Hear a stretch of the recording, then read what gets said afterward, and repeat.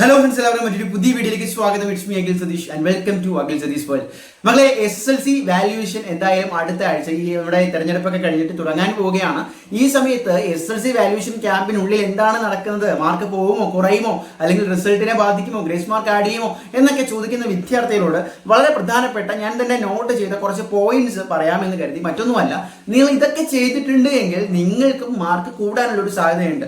In case ഇത് ആരെങ്കിലും വിട്ടുപോയിട്ടുണ്ടെങ്കിൽ ടെൻഷനൊന്നും അടിക്കേണ്ട, നിങ്ങൾക്ക് അർഹതപ്പെട്ട മാർക്കുകൾ കിട്ടുകയും ചെയ്യും. നമ്മൾ ഈ പരീക്ഷ സമയത്ത് വാല്യുവേഷൻ ക്യാമ്പിനുള്ളിൽ നടക്കുന്ന ചില കാര്യങ്ങൾ, അല്ലെങ്കിൽ എങ്ങനെയാണ് നിങ്ങൾ പേപ്പർ വാല്യൂറ്റ് ചെയ്യുന്നത്, ഡബിൾ വാല്യുവേഷൻ, അതുപോലെ ഓരോ ടീച്ചർമാരെയും അസൈൻ ചെയ്തുകൊണ്ട് ഓരോ സെന്ററിനും ഓരോ ഇൻവിജിലേറ്റർ, അവസാനം ടാബുലേഷൻ വർക്കുകൾ, മാർക്ക് കൂട്ടി എഴുതുന്നത്, അതിലുള്ള ഏറ്റക്കുറച്ചിലുകൾ എല്ലാം ഡിസ്കസ് ചെയ്തതാണ്. പക്ഷേ നമ്മൾ ഇന്ന് നോക്കാൻ പോകുന്നത്, നിങ്ങൾ എഴുതിയ ആൻസർ ഷീറ്റുകളിൽ ഞാൻ ഈ പറയാൻ പോകുന്ന പ്രധാനപ്പെട്ട ഘടകങ്ങൾ ഉണ്ട് എങ്കിൽ, കണ്ടന്റിൽ ചെറിയൊരു ക്ഷാമമുണ്ട് എങ്കിൽ പോലും ഫൈനൽ മാർക്കിൽ നിങ്ങൾക്ക് നല്ലൊരു മാർക്ക് കിട്ടാനുള്ള ചാൻസ് ഉണ്ട്. അപ്പോൾ നിങ്ങളെയാണ് പരീക്ഷ എഴുതിയത്, ഈ വീഡിയോ കണ്ടിട്ട് നിങ്ങൾ തന്നെ ഒന്ന് സെൽഫ് അനലൈസ് ചെയ്തിട്ട് നിങ്ങൾ കമന്റിൽ രേഖപ്പെടുത്താൻ ശ്രമിക്കുക. അപ്പോൾ അതിലൊന്നാമത്തെ കാര്യം, സാധാരണ ഒരു ടീച്ചർ, നിങ്ങൾ ടീച്ചറിന്റെ മുന്നിലുള്ളത് നിങ്ങളുടെ റോൾ നമ്പർ മാത്രമാണ്. SSLC ആയിക്കോട്ടെ, +2 ആയിക്കോട്ടെ, ആ റോൾ നമ്പർ വെച്ച് ടീച്ചറിന്റെ മൈൻഡ് എങ്ങനെയാണെന്ന് നമുക്കറിയില്ല.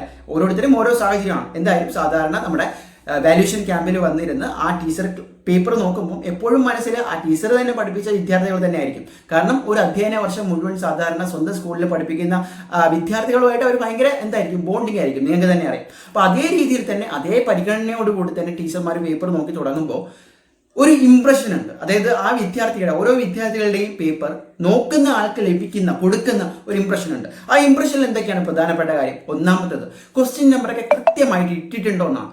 അതായത് ഒരടുക്കും ചിട്ടയില്ലാതെ ക്വസ്റ്റ്യൻ നമ്പർ ഒന്നും ഇല്ലാതെയുള്ള ഒരു പേപ്പർ ആണെങ്കിൽ നമുക്ക് തുടക്കത്തിൽ തന്നെ ഒരു ഇറിറ്റേറ്റിംഗ് തോന്നും. അത് നിങ്ങൾക്ക് കിട്ടുന്ന മാർക്കിനെയും എഫക്ട് ചെയ്യും. അപ്പോൾ ഒന്ന്, ക്വസ്റ്റ്യൻ നമ്പറൊക്കെ കൃത്യമായിട്ട് എല്ലാ ക്വസ്റ്റ്യൻസിനും ഇട്ടിട്ടുണ്ടോ എന്നാണ്. ഇപ്പോൾ ഓവർ ക്വസ്റ്റ്യൻസ് ഒക്കെ തന്നെ എഴുതുമ്പോൾ ക്വസ്റ്റ്യൻ നമ്പർ മാറിപ്പോകാനുള്ള സാധ്യതയുണ്ട്, അല്ലെങ്കിൽ അഡീഷണൽ ആയിട്ട് തെറ്റിച്ചെഴുതാനുള്ള സാധ്യതയുണ്ട്. അത് ഉണ്ടാവാതിരിക്കാൻ ഇനി ശ്രമിക്കാൻ പറ്റില്ല, അങ്ങനെയാണെന്ന് വിചാരിക്കാം.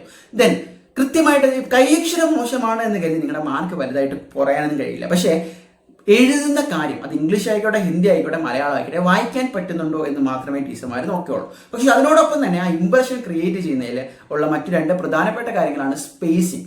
കൃത്യമായിട്ടുള്ള സ്പേസിലാണോ നിങ്ങൾ എഴുതിയിരിക്കുന്നത്? ഇത് വായിക്കാൻ പറ്റും, പക്ഷെ എല്ലാം കൂടി അടുപ്പിച്ച് ഒരു വല്ലാത്ത പരുവത്തിലാണ് എഴുതിയതെങ്കിൽ അത് ഇംപ്രഷൻ കുറയ്ക്കുന്ന കാര്യമാണ്. അതുപോലെ കൃത്യമായിട്ടുള്ള പാരഗ്രാഫുകളാണോ എഴുതിയത്? കാരണം മലയാളത്തിലും ഇംഗ്ലീഷിലൊക്കെ ആണെങ്കിൽ essay ലെവൽ ക്വസ്റ്റ്യൻസ് വരുമ്പോൾ പാരഗ്രാഫ് ബൈ പാരഗ്രാഫ് എഴുതി കഴിഞ്ഞാൽ അതൊരു ബെറ്റർ പിക്ചറാണ്, അല്ലെങ്കിൽ ഒരു ഇംപ്രഷനാണ് ടീച്ചർമാർക്ക് കൊടുക്കുന്നത്. ദെൻ സോഷ്യൽ സയൻസ് പോലുള്ള സബ്ജക്റ്റുകളും ചില സയൻസ് സബ്ജക്റ്റുകളിലും ഒക്കെ നിങ്ങൾ അണ്ടർലൈൻ ട്രിക്ക് ഉണ്ട്. അതായത് പ്രധാനമായിട്ടും നിങ്ങൾക്ക് പെൻസിലിട്ടോ പേനയിട്ടോ പ്രധാനപ്പെട്ട പോയിന്റ്സിന്റെ താഴെ അണ്ടർലൈൻ ചെയ്ത് കഴിഞ്ഞാൽ അത് നോക്കുന്ന ടീച്ചർമാർക്ക് ഒരുപാട് ആശ്വാസമാണ്. കാരണം നിങ്ങളുടെ പേപ്പർ മുഴുവനൊന്നും അവർ വായിച്ചുകൊണ്ടിരിക്കാൻ പോകുന്നില്ല, അവരുടെ കയ്യിലൊരു ഹിന്റ് ഉണ്ട്. ആ ഹിന്റിലുള്ള പോയിന്റ്സ് നിങ്ങളുടെ ആൻസറിൽ വന്നിട്ടുണ്ടോ എന്ന് മാത്രമാണ് അവർ ചെക്ക് ചെയ്യുന്നത്. അപ്പോൾ അണ്ടർലൈൻ ചെയ്ത വിദ്യാർത്ഥികൾക്ക് ഒരു അഡ്വാൻറ്റേജ് ആണ്. കാരണം എന്താണ്, അത് മാത്രം അവർ നോക്കിയാൽ മതി പ്രധാനമായിട്ട്. അപ്പോൾ അതിൽ തന്നെ ആ ക്യാച്ചി പോയിന്റ്സ് ഉണ്ട് എങ്കിൽ ഡയറക്റ്റ് മാർക്ക് വീഴുവാണ്. ദെൻ ഓർഡറാണ്.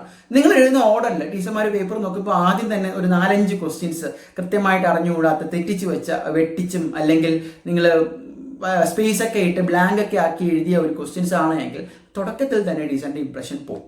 പിന്നീട് നോക്കുന്ന ക്വസ്റ്റ്യൻസിനും ആൻസേഴ്സിനെല്ലാം ആ ഒരു ഇംപ്രഷനോട് കൂടിയായിരിക്കും നോക്കുന്നത്. പക്ഷെ തിരിച്ച് ആദ്യത്തെ 4-5 ക്വസ്റ്റ്യൻ നിങ്ങൾ കൃത്യമായിട്ട് എഴുതി ശരിയാണ് എങ്കിൽ ആദ്യത്തെ ഇംപ്രഷൻ കൃത്യമാവുകയും പിന്നീട് എന്തെങ്കിലും ഡിഫിക്കൽട്ട് ആയിട്ടുള്ള ആൻസേഴ്സ് വരുമ്പം അതേ പരിഗണന നൽകുകയും ചെയ്യുന്നത് പതിവാണ് സാധാരണ.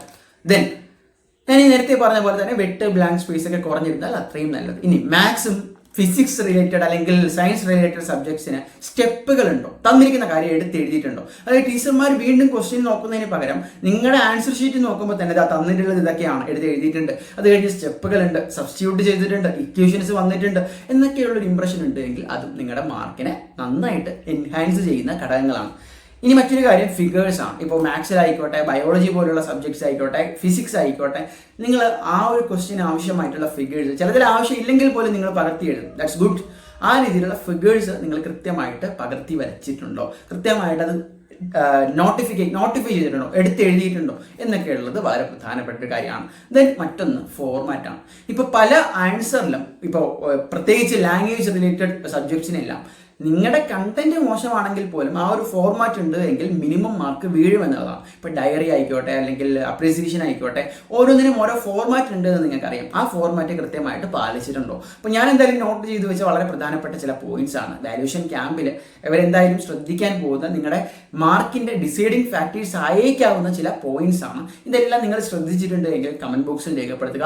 അല്ലാത്ത പക്ഷം ആശങ്കയൊന്നും വേണ്ട, കൃത്യമായിട്ട് അതിനെ തരണം ചെയ്ത് നിങ്ങൾക്ക് നല്ല മാർക്കുകൾ തന്നെ ലഭിക്കുകയും ചെയ്യും. So guys, all the best. മറ്റൊരു വീഡിയോ ആയിട്ട് കാണാം. ബൈ.